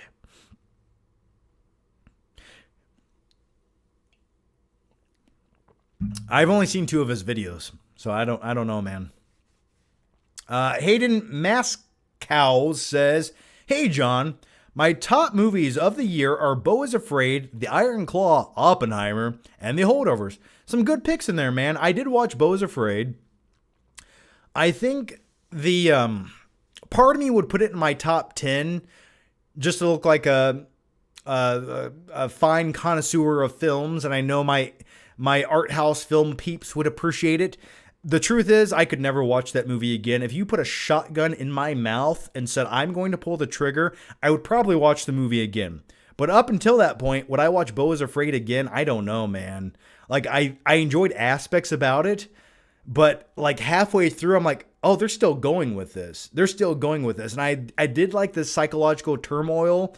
I liked how it was like a POV of the insights of like someone that has like a delusional schizophrenia or panic attacks. I thought that was really intriguing because there's things in that movie I could relate to ever so slightly, not to that severity, but for example, where he I vaguely remember the scene. Isn't there like a clown in the beginning who does something crazy and then he runs away from the clowns screaming. I thought that was hilarious, but he envisions the worst case scenario of every situation. And it's a bit neurotic, and I've been there myself many of times. Like in every instance in my daily life, I think about the worst case scenario. I really do. And it kind of gets exhausting to a point. But then after a while, you just stop caring, you know?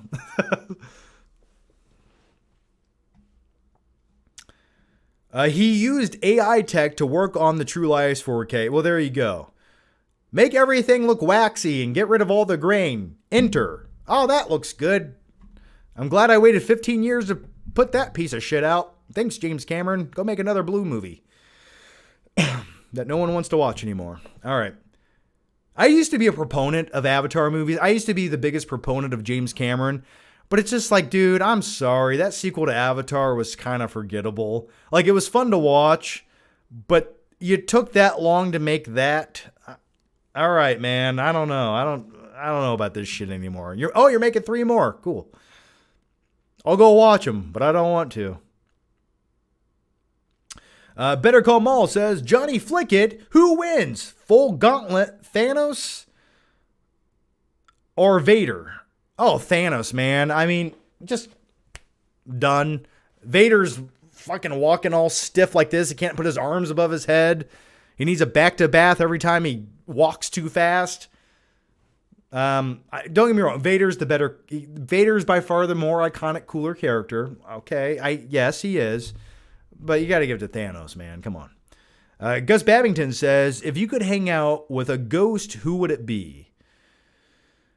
I don't know. Probably Patrick Swayze from the movie Ghost, I guess. I don't know. If you want me to start talking about my father issues, I need to go get more bourbon. The next question comes from Lee B. Films, who says, thoughts on A24's Friday the 13th prequel series. Now that is intriguing to me, and I'm glad it's going to be controlled by a studio like A24, who takes the time to really savor the flavor, and they won't just rush out some generic junk. And they'll give you some characters that you can latch on to. So I'm looking forward to that. I think that gets me excited. Chase Elite says, hey, John, where is Troy on 4K? We have most of the good period movies on 4K, but Troy is getting the shaft. It's getting a sack of wine, if you ask me. Yeah, I don't know where Troy is on 4K. I would definitely love to see it. I mean, it's definitely a movie that deserves to be on 4K. It's a spectacle. It's a good time. Brad Pitt's looking chiseled and all spray tan and bronzy. Great movie, man. I think Troy is truly an underrated film. E.P. Jones says, hey, John, who is the better actor, Brad Pitt or Leonardo DiCaprio? Which actor gave a better performance for you? I definitely lean towards Leo. You know, I can just think of a handful of performances that Leo has done that I could not imagine Brad Pitt even trying to achieve. Don't get me wrong. I like the team up of Brad Pitt and Leo in Once Upon a Time in Hollywood. I thought was the perfect concoction of two guys, kind of like being buddies in a movie. I thought it was beautiful. But I think Leo's the overall better actor. But Brad Pitt's been in movies where, you know, like movies like Seven or Fight Club, I think were definitely roles made for Brad Pitt. But, you know, when it comes to Leonardo DiCaprio, I mean, just go back to something like, oh my God, I forgot the name of the movie. I'm getting old. John, you know this movie. Say it, you moron. It has Johnny Depp as Leonardo DiCaprio. I'm pretty sure it came out in 1993 or 1994. Oh God, just watch me cringe as I try to think of this movie.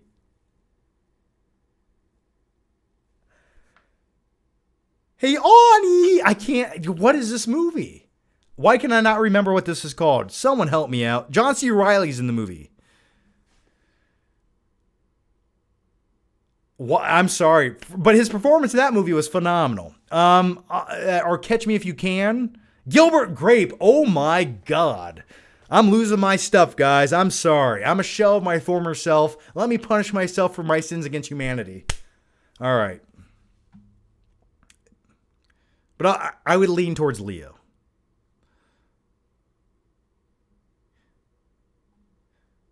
No, I want to go up there. Like, I love it. When he climbs the tower, it's crazy. It's so good. That's a great film.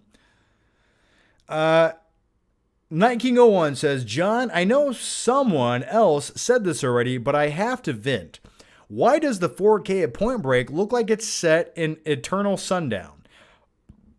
All the night scenes, you can barely see their faces. Why in the world would they do this? Excuse me, I'm burping.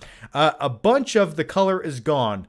I don't know why they feel the need to desaturate everything and make it look like it was run through some like iMovie video filter that some kid who just started YouTube would do to make his like short film look more cinematic. Oh, it's all blue and desaturated. He's an artiste. I don't know why they're doing that. I don't know. I hate it. The thing I most enjoyed about 80s and 90s films were they just shot the movie. And they do a little chemical like color correction on the actual film stock, but it was so limited. And it was what it was. And now they just feel this need to like suck all the energy out of the movie. And yeah, I hate it, man. I'm right there with you. I hate when they recolor grade movies. I hate it. And if the director comes out and says, no, this was my original vision. Fuck your original vision. Your original vision has existed for 30 years in the hearts of everyone who enjoyed your film. Your original vision is on that film print over there. So go fucking put it on a 4K disc so I can enjoy it. Do not butcher it. Do not taint it with an afterthought that you're going to tack on there. I'm talking to you, James Cameron. All right. Let's go to the next question here. You get me worked up. I'm sweating underneath this Santa hat. Alberto Sella says, what is the scariest non-horror film? My favorite is 8mm and Eyes Wide Shut. Take it off. 8mm. I love 8mm. If you want one of the most underrated Nicolas Cage films that you should definitely watch on a family movie night together, you should watch 8mm. I'm just kidding. Don't watch it with your family. But 8mm, man, that takes a lot out of you. But I've always enjoyed the movie. And the character Machine in 8mm, he's a guy who wears this gimp mask. Oh, it's just eerie, creepy shit. Go watch it sometime. Scariest movie that's a non-horror film, though. When I was a kid, or at least younger, movies based on real life tragic events always terrified me, especially movies that harm people. So like for me, like one of them was Silence of the Lambs when I was a kid, right? Not really based on an actual factual event, but things in Silence of the Lambs can happen to people. You could just be coming home one day and be abducted and be put in some guy's well who's a serial killer. That could happen. But another one, when I watched this movie as a young kid, a young boy, I'll preface with this. When I was a young boy and I watched the 1996 film, it might be 1995, either one. It's called Sleepers. And that movie also stars Brad Pitt. But it's about a group of kids who get in trouble in the 1960s and then get sentenced to a boys' reformatory school. And Kevin Bacon's in the film, and this is one of those movies that kind of made me look at Kevin Bacon a really weird way for like 20 years. It's based on true events, and man, it's just nasty shit. So if you want to feel dark and icky, go watch the movie Sleepers. The next one comes from Lee P. Films, who says, if you were in a group chat with 5 celebs, who would you choose? Oh, man. Tarantino, Sylvester Stallone, Nicolas Cage.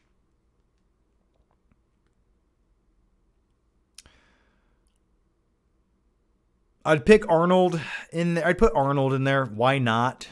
I'm just picking my favorite celebrities at this point, but I think it would be an interesting dynamic, especially with their knowledge on films. and their insights to Hollywood. And now, are we saying this is like an untamed gloss version for like social media? This is like a real conversation, like uncut, unedited, unscripted. No one's trying to like appease their fan base. I don't know. Throw somebody else in there. I don't care. Corey Feldman. That's the last guy I want in there. The Eisenator says, when I went to see Avatar 2, there were 3 girls sitting behind me, and one of them yelled that it was the best movie she'd ever seen once it was over. Well, I mean, good for them. Maybe they're young, dumb, and naive, and they really did enjoy their experience, and who are we to take that away from them? If they truly enjoyed it, so be it. But what I would like to do with all 3 of those girls... Okay, that would have been weird if I... Okay. I was going to say, lock them in a room and make them watch better movies, but isn't that the plot to Split? Without watching the movies? But I feel like a lot of people who say that just have not seen a lot of great films. And I think if they were introduced to another fantasy film that was a spectacle event, they might go, oh, yeah, I guess I was wrong. This is a better movie. And that sometimes is the case, I've noticed. Night King 01 says, best post-apocalyptic movie is Waterworld. How could I forget that? Kevin Costner drinking his own piss. God, I love it. Just thinking about it makes me want to go get another bourbon. Anyway, I'm kidding, but still love that movie. It's weird and bizarre. Now talk about what we all know is best, The Postman. The Postman was definitely one of the biggest letdowns in cinematic history. It could have been a cool movie. It should have been a good movie, but it was some disposable junk movie that just got shit out in 1995. Weren't they going to remake that or do a series of that? I thought that was happening. Hayden Maskow says, I watched Avatar 2 in the theater and felt nothing. I felt a tinge of something, but I think that was diarrhea. And then when I got home, I felt instantly better. You know, I'm not going to lie. I didn't hate Avatar 2. I liked looking at it. But man, like rewatching it a few more times, it's just not there. It feels like a movie that should have come out. I don't know. It feels too late. It feels past due. It feels like James Cameron is not focusing on the story as much as he is on the CG. Paul Flores says, why do you pronounce your name as John when it's literally John? Also, Gay says meow meow blah, blah, blah. John? My name's John. John! You want me to say my name's John? June? My name is Juanito. I don't know. If it's your name, you can say it however you want. Isn't that the way it goes? Have you ever met 8 different people that all have the same name and then they pronounce it differently? Or is that just me? Deadpool Kid says, that's a great name. That is a great name. If I did not call my YouTube channel The Flick Pick, it would be called Deadpool Kid. Damn, that's a good name. I love it, man. Did you hear my story about almost dying in a pool? Or is this completely not connected? Let's continue. Hey, John. Hey, John. It's your fan from Home Depot. Laugh out loud. Sorry for the weird day. It was just cool seeing someone from YouTube. Happy New Year to you and your family. Cheers. Well, man, thanks for that, man. Yeah, you know, if this is the same guy, I did meet a viewer of mine. I was actually working, technically speaking, in the Home Depot parking lot. He was out in the parking lot, and he said hi, and, you know, we talked for a second. And sometimes when I meet people who watch my YouTube videos, I'll sit there and chat with you, but don't make me say everything. If you ask me something, I don't know, let's talk. Because you know more about me than I know about you, so sometimes I just don't know what to say. But yeah, it was nice meeting you, man. And if I come into that Home Depot probably 3 times a week. So next time you see me, say hey again, man. I appreciate that. And thanks for the super chat. Libby Film says, I saw Dazed and Confused for the first time. It was amazing. Yeah, Dazed and Confused, another movie. They just can't make it they can't do that anymore. Like a movie that I always kind of compare to Dazed and Confused is something like Fast Times at Ridgemont High. They just can't make movies like that anymore. It's really unfortunate, but I'm glad you enjoyed it. I love it too. That's my next 4K pickup. I'd like to get Dazed and Confused. Night King 01 says, John, I found out the reason the 4K Point Break is so desaturated, it's directed by Catherine Bigelow, and she was married to James Cameron, so maybe it rubbed off on her. Oh, absolutely. Well, also, Catherine Bigelow, with most of her newer movies, have that very desaturated, gloomy look. Her, what was her movie? The propaganda movie? I'm sorry, not propaganda movie. Where they killed Osama bin Laden. Something. Who cares? I watched it once. Yeah, that movie. That was okay. But yeah, she definitely likes desaturated movies these days, doesn't she? So yeah, maybe that's why she did it. I just wish directors could leave their masterpieces alone. So are you telling me I should keep the Blu-ray of Point Break over the 4K? Because that makes me sad inside. John, thoughts on Clerks 1, 2, and 3? I love Clerks 1. Part 2 is pretty good. The Donkey Show is kind of lame. Part 3, I wanted to love it. I thought I had a really good concept. And I thought, oh man, okay, this is good. The story's great. Zero Dark 30. There you go. And then it just went too far. And I thought to myself, Kevin Smith, you did not make this movie for your fans. You made this movie for you. And that's fine, but you owe your fans a different movie. And if you just want to tell your own personal inside story and use your characters to do so, can you please do it somewhere else? But it's his movie, and he can do with it as he pleases. I just was very let down by Clerks 3. You know, when I think of the Clerks movies, I think, oh, that's going to be a good time. I feel like watching that movie. When I think of Clerks 3, oh, that's really fucking depressing. I never want to watch that again.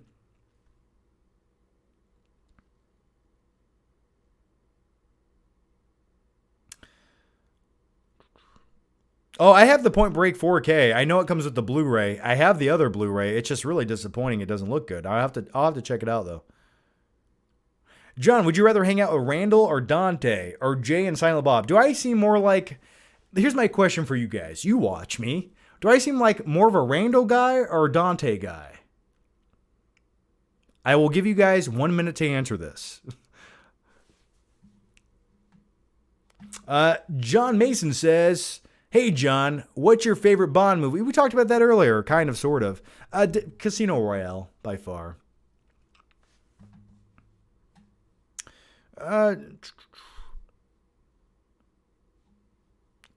Claudia Rogajon. Did you have another question I missed somewhere in here, man? Here it is. Claudia Rogajon says, question, which is better, Point Break or Heat? I like Point Break more. Also, I still don't get how you idolize Bodhi. He was willing to kill his ex-girlfriend to get his money, and he's a straight-up criminal. He is the villain of the movie after all, John. I think subtleties sometimes are lost on certain people. And I would say sometimes your arguments that you make with me, I would say subtleties get lost on you. Not everything in human nature is an exact. Now, do you think he was really going to kill her, or was that a threat he was going to write out until the end? I don't think he was ever going to kill her. That was not going to happen. He did not want to kill her, right? But he had to get somewhere at a certain time and a certain place. And hey, he had to live his endless summer, right? And the ends justify the means with a character like Bodhi. He's not out to hurt people. He's one guy against the system. And I believe in that. I agree with his ideology on society and life to a certain degree. Not all of it, but some of it.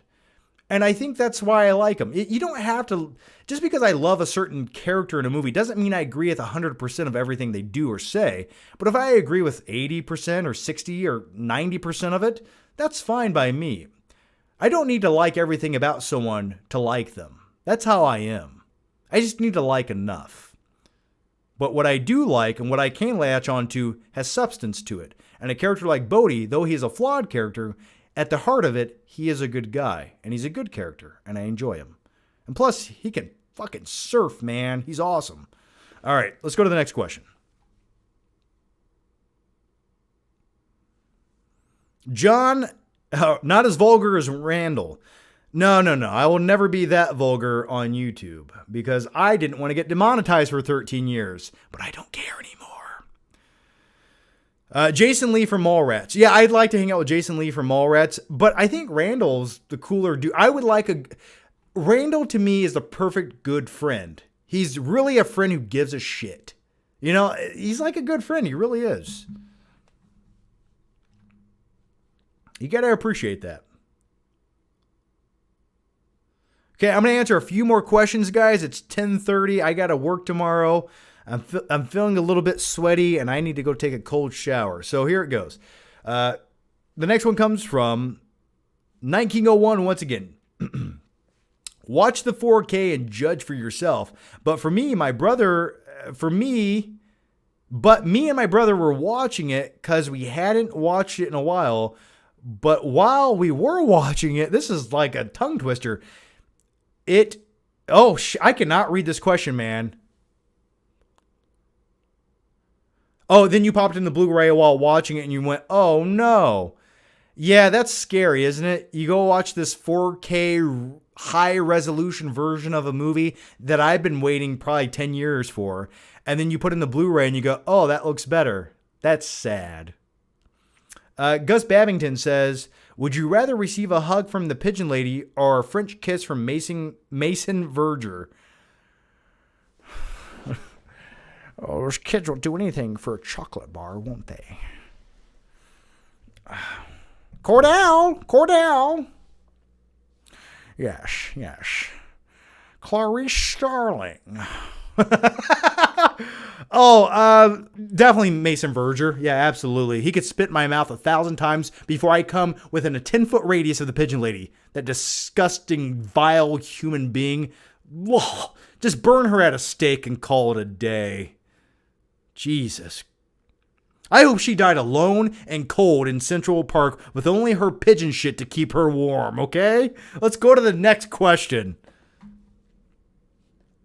All right. Intazzy says, who is the better actor, Keanu or Jake Gyllenhaal? Oh, Jake Gyllenhaal, man. I love me some Keanu, but Jake Gyllenhaal is the better actor. Come on. By the way, I'm looking forward to the Roadhouse remake. John, if you had superpowers, what would it be? If I could just cure any illness with my touch, that would be pretty sweet. So really, I want to be John Coffey from The Green Mile. But hopefully not on death row and accused of murdering 2 small girls in Alabama. But I would like to cure people with, like, touching them. That sounds weird. If I could touch myself, would that be okay? No, I think just being able to cure any illness would be awesome. Because, like, money wouldn't matter. If you knew for a fact you'll be healthy and well your whole life, or everyone around you will be healthy and perfect, then money doesn't matter really anymore, does it? I mean, not to me. So, yeah, maybe that.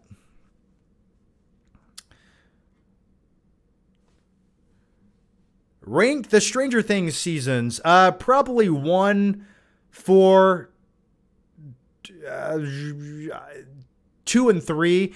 I used to like season 3 quite a bit, and then rewatching it like 3 times, I'm like, season 2 of Stranger Things wasn't that bad. I actually think the tone of that's a bit better than season 3. But season 4 I really, really enjoyed. I think if you're gonna shift the tone to go a little bit more extreme, season 4 is exactly what I wanted. I mean, it was straight up Dream Warriors with Freddy Krueger, Nightmare on Elm Street shit, man. I loved it. John, can you release more loser videos from your childhood? I released what I had. I had way more videos, but they all got lost. I had probably another like 10 hours of footage that all got lost somewhere. Like 20 years ago, man. Sorry. I wish I had it. I'd give anything for it.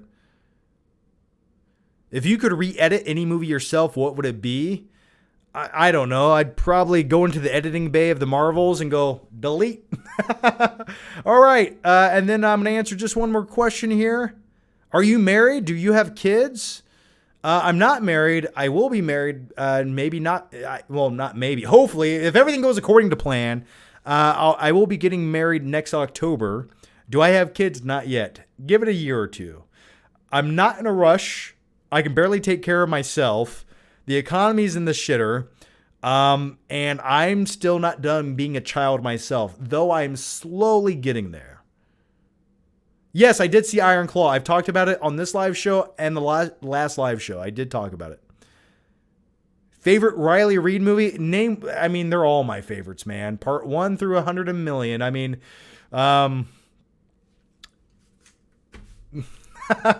they're all great. They're all classics, as the kids would say. I can't go out on that question. Somebody give me another question. I can't leave it on a Riley Reid question, you perverts. Come on. I'm waiting. I'm just sitting here with my eyes. I'll get up and leave until I get a better question to leave off on. I will get up and go to the other room, and I will come back. And if it takes 3 hours, if it takes 4 hours, I will come back when I get a better question in here. Come on. Where can you find the loser videos? I've only put a few clips of the loser video. So if you don't know what Losers is, it was like a Jackass wannabe show me and my friends did. If you want to find the loser videos, go to the Flickpick channel. Go watch my newest Jackass movie review. There's a few clips in there. If you type in on my YouTube channel, the Flickpick, like wrestling death match or something like that, I put the entire video in there. It's like one of my first 20 YouTube videos from 2010. Go check that out. Those are a couple if you want to watch. I'm definitely downloading this episode. Well, thank you for that. I need to take clips out of these episodes and release them on TikTok or something.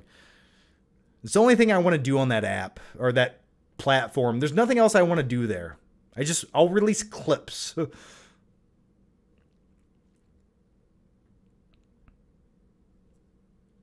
All right, let's, okay, here's the last question here. And please, guys, no more super chats for the night because I don't want to miss one if you submit it.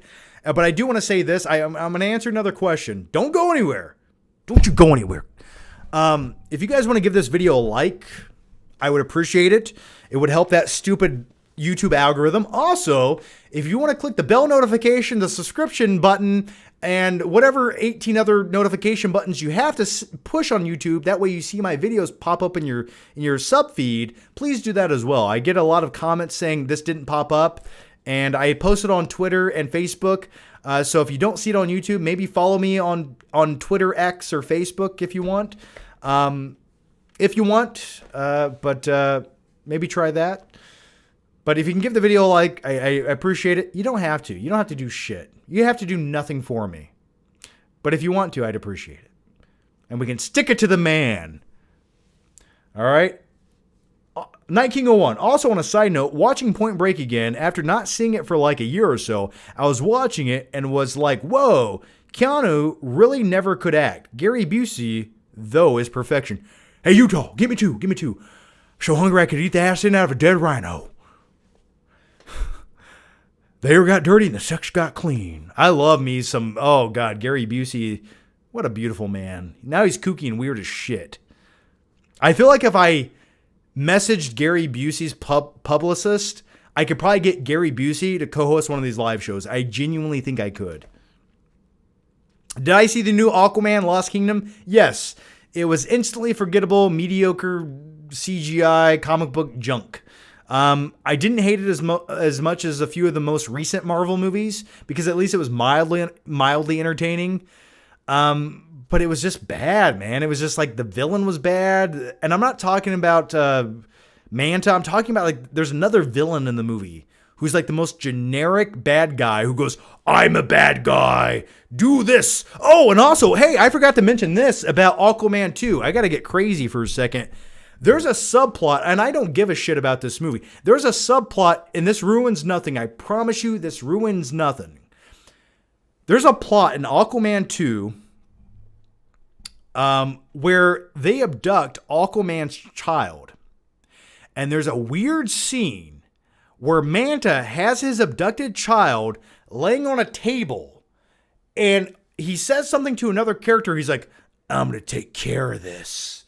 And then the door closes to the room and you just see him looking down at this little baby on a table. And you go, this is fucking weird, man. Like, if I was the editor of that movie, I would just edit that shit right out because that was odd to me. And especially when you have like an Aquaman stupid comic book movie, it just, I don't know. No one watch that and go, that's weird. What's he doing to that child? It was weird to me. Anyway, that's my thoughts on Aquaman 2. Made by Hollywood pedophiles. The next, and the last question is, that's not even a question. Is John Kreese crazy? Yes, he is. We got Bruce Cook in here, who's been a member for a while now. Merry Christmas, John, and Happy New Year. And I will say that to all of you guys, and I did see some of your chats in here. I want to make sure I didn't miss any other member questions. I'm sorry. I was trying to keep up as much as I could. But yeah, Merry Christmas to you guys, too, and a Happy New Year. And if I don't see you before the New Year, just know I'll be back in 2024 with another new weekly live show. When does the new year happen? This Friday?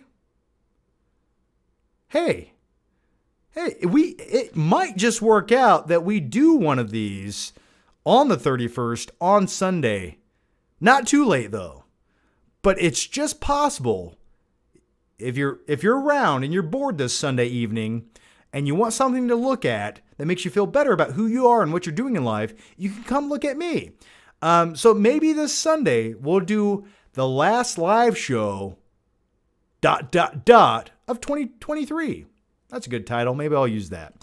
So anyway, guys, we'll drink some liquor this Sunday. We'll hang out. We'll do some party poppers, whatever you want to do. We'll get crazy. We'll get nuts. We'll cover ourselves in baby oil. But nevertheless, we'll talk about movies maybe this Sunday. I'll plan on doing it this Sunday. I'll try my best. I'm pretty sure I will. But with all that said, guys, thanks for watching. Thanks for the questions. It does mean a lot. And just thanks for hanging out and always being there. And thanks for being you. All right, guys. Take care. Bye-bye.